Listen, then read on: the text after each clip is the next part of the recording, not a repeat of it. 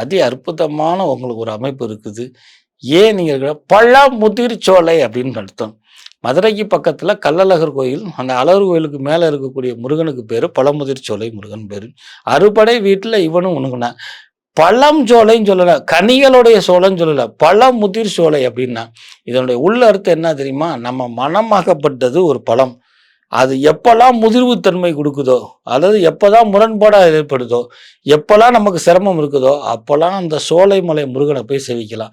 இதுக்கு விளக்கம் சொல்லவா? அந்த இடம் பேர் தான் பழமுதிர் சோலை. ஆனா அவனுடைய பேர் என்ன தெரியுமா?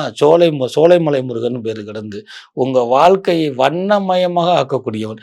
மீன ராசி குருவுடைய வீடா இருந்தாலும் கூட சில ராசி நட்சத்திரங்கள் உத்திரட்டாதி, புரட்டாதி, ரேவதி நட்சத்திரக்காரங்கள்லாம் இந்த சனி பகவானால கடும் இன்னல்களுக்கும் இடைஞ்சலுக்கும் ஆளாகி கொண்டு இருக்கிறீர்களா? உங்களுக்கு உயிர் பயம் வந்து விட்டதா? அல்லது உங்களுடைய சொத்து சம்பந்தப்பட்ட பிரச்சனையா? அல்லது உங்களை ஊடு விட்டு ஊரு போகணும் என்ற சூழ்நிலை ஏற்படுதா? வெளிநாட்டில் இருக்கிறவங்களாம் வேலையை விட்டுட்டு உள்ளூருக்கு வரணும்னு இருக்குதா? இது அத்தனையும் பொய்க்கணுமா? பழமுதிர்ச்சோலை முருகனை பாருங்க. வியாழன், வெள்ளி, சனி மற்றும் புதன்கிழமை வேலையில பாருங்க. அதாவது புதன், வியாழன், வெள்ளி, சனி இப்படி எடுத்துக்கலாம். இந்த காலகட்டத்தில் பழமுதிர்ச்சோலை முருகனை காலையிலையும் மாலையிலையும் இருந்து அவனை சேவிச்சுட்டு வாங்க. உங்களுடைய வாழ்க்கை சனி தள்ளி நிற்கும். ராகு உங்ககிட்டயே வராது. செவ்வாய் உங்களுக்கு பலம் பெறும். சுக்கிரன் உங்களுக்கு பொருளாதார வளத்தை கொடுக்கும்.